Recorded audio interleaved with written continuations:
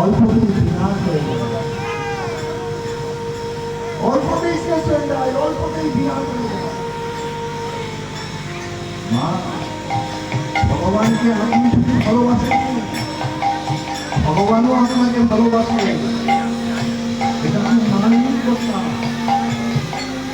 ভক্ত কিন্তু ভগবানকে খুঁজে বেড়ায় বাবা, ভগবানও ভক্তকে খুঁজে বেড়ায়। আমরা ভগবানকে খুঁজতে বৈকুণ্ঠে যাইনি,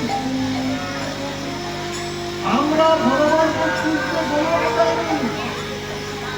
ভগবানের নেমে আসেন জীবের গায়ে, ওকে জীব সাগর, ওকে জীব ওঠো, ওকে মা কোজাগরি কে যাগরি দুয়ারে দুয়ারে ঘরে মা কে ভেবে আসছে সোজা ওগো জীব জাগো, ওগো জীব ওঠো।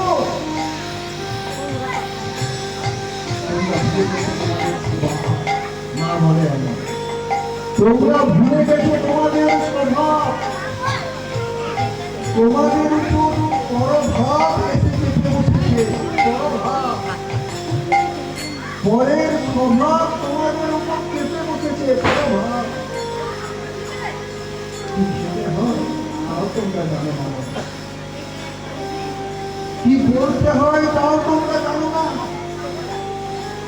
কি করতে হয় তাও তোমরা জানো না, কোন পথে চলা উচিত তাও তোমরা জানো না।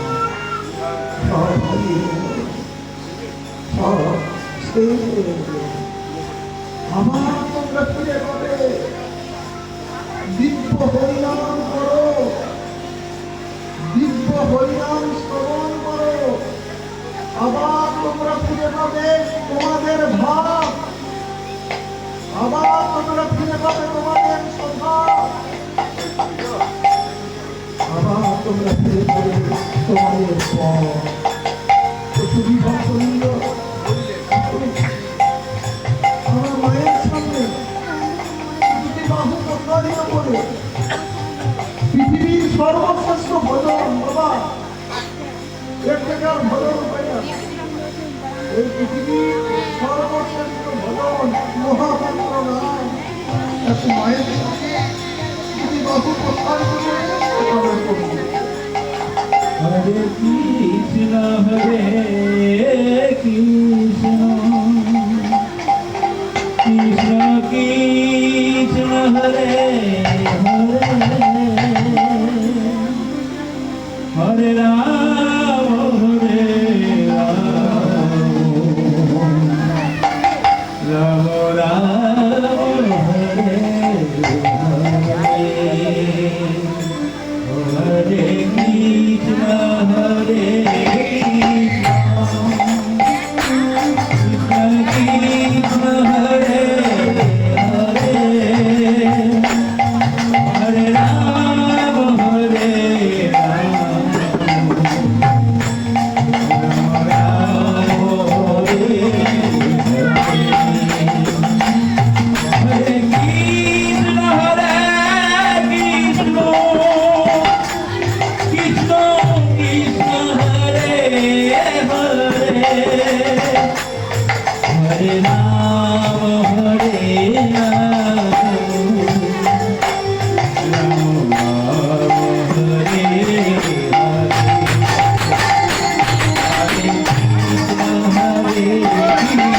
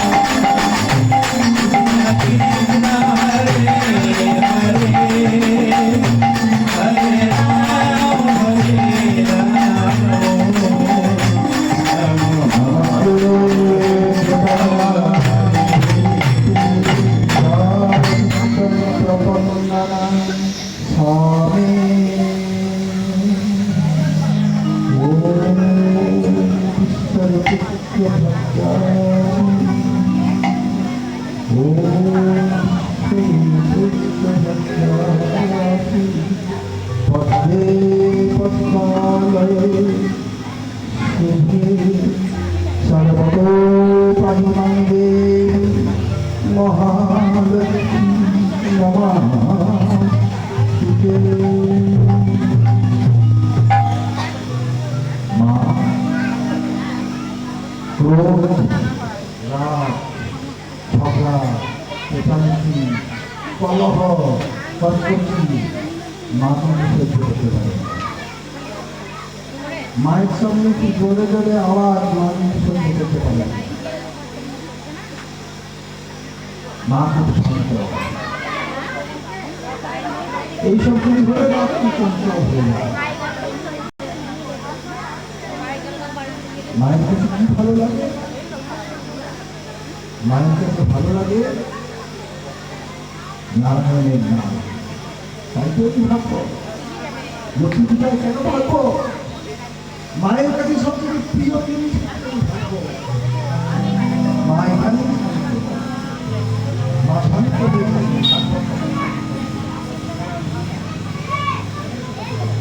মা থাকেন কোথায়? মা থাকেন কোথায়? যে বাণিজ্যে বসন্তে লক্ষ্মী, এই যে বাবা ধ্যান দিন, মনসংযম শুনতে হবে সত্য কথা, আস্বাদন করতে হবে। মনসংযম না হলে হবে না। আপনাদের চোখ হচ্ছে আয়না, আমি কথা বলবো, আমার মুখ আপনাদের চোখের মধ্যে দেখতে পাবো। আপনারা শুনবেন, আমি বলবো। আপনারা যদি না শুনেন আমাকে প্রথম থেকে বেরিয়ে রাখতে বেশি টাইম নেই, সব টাইমে টাইম। বাণিজ্যে বসতে লক্ষ্মী মায়ের বাস, তোমার অর্থন কৃষি কর্ম, যেখানে বাণিজ্য ব্যবসা রঙ্গনি সেখানে মায়ের বাস। অর্ধন কৃষি কর্ম নেই, যেখানে কৃষিকার্য সেখানে মায়ের বাস।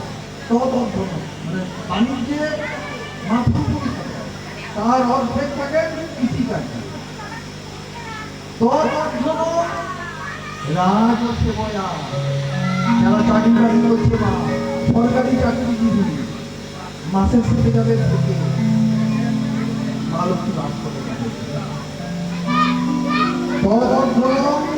রাজসেবয়া আর ভিক্ষা নৈব নৈব, ভিক্ষার কালে মা লক্ষ্মী বাস।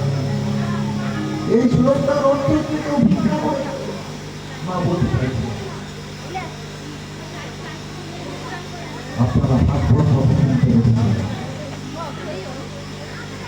ভারতীয় আধ্যাত্মিক তত্ত্ব কথা যা শুনলে অমরত্ব প্রদান করে,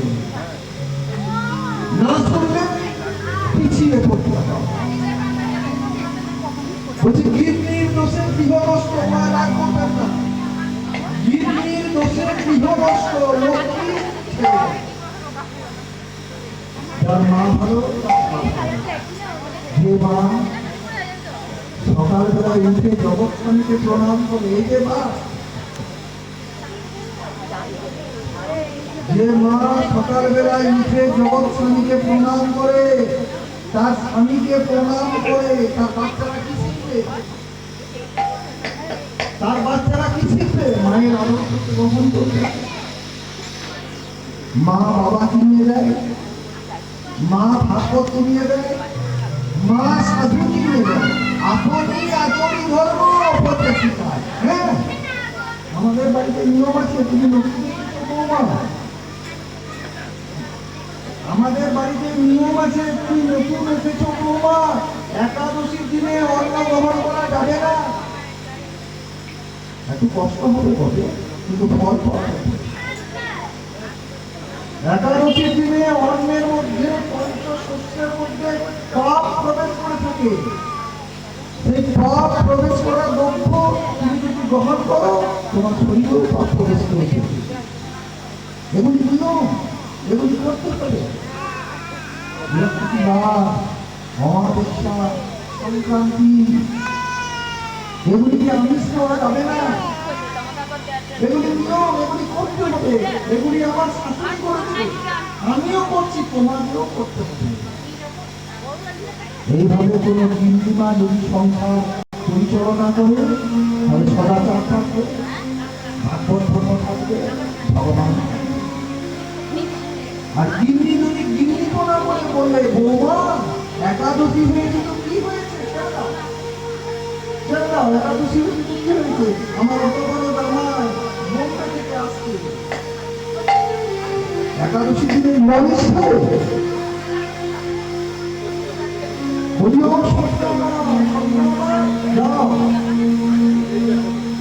বাজার থেকে কসাইখানায় লাইন দিয়ে নিয়ে এসো, বিদায় বন্ধ হইব। ভাগবত শুনছেন আপনারা ভাগবত শুনছেন, যেটা জানেন না সেটা জানতে হবে, সেটা করেন না সেটা করতে হবে। আমার বাড়ি কোথায় জানতে হবে, আমি কে জানতে হবে। ওই আধার কার্ডের পরিচয় হবে না, আধার কার্ডের পরিচয় ভারতীয় নাগরিকত্বের পরিচয়, আমার স্বরূপের পরিচয় নয়। আমি মরে যাওয়ার পর ওই আধার কার্ডের কোনো কাজ থাকবে না, আধার কার্ড কোনো কাজে লাগবে না। বলছে রাজা তুমি রাজ্য নষ্ট, রাজা কষ্ট পায়, রাজা যেমন রাজ্যের রাজা, যেমন কেন্দ্রের রাজা, তিনি এই যে সংসার নিয়ে দেখতে পাচ্ছেন না, এই সংসারগুলি রাজা, এই সংসারের রাজা হচ্ছে কর্তা হবে। আর রানীমাকে রানী হচ্ছে দিদি না, তারা যদি আচরণ ঠিক না করে আগামী দিনে ফুল ফুটবে না। সে আগুনের কাটা নিজেরাই নিজেদের পা দিয়ে যন্ত্রণায় ছটফট ছটফট করে করতে হবে। ভাগবত কোনো নাম নয় বাবা, ভাগবত কোনো সঙ্গীত নয় বাবা, ভাগবত কোনো মানুষকে ছোট করা নয় বাবা, ভাগবত হচ্ছে ভগবানের সেবা, ভগবানের সেবাই আমরা একটু নারায়ণ বাড়ি ফেলে যদি বাড়ি ফিরে যেতে পারি আর কি চাওয়া। আমি এই বাড়ির কথা বলছি না, আমি ওই বাড়ির কথা বলছি।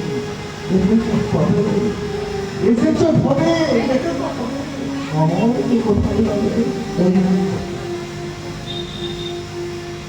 এই ভাগবত কথা শুনতে হবে মানুষ।